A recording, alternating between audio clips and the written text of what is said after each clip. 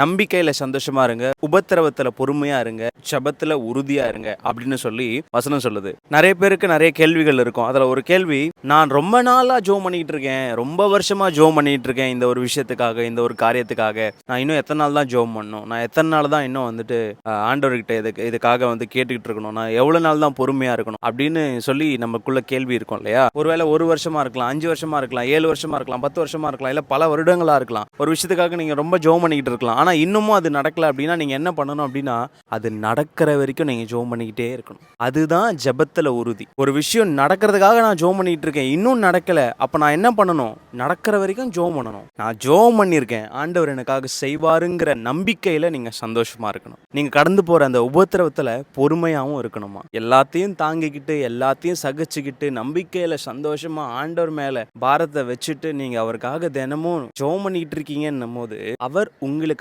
இறங்காம இருப்பாரா? உங்களுக்கு தயை செய்யாம இருப்பாரா? கவலைப்படாதீங்க, நிச்சயமா அவர் வந்து உங்களுக்காக தயை செய்வார், உங்களுக்கான கதவுகளை திறப்பார், உங்களுக்கான ஆசீர்வாதங்கள் உங்களை வந்து சேரும். பொறுமையா இருங்க, தைரியமா இருங்க, சந்தோஷமா இருங்க, ஜெபத்துல உறுதியா இருங்க. ஆமென்.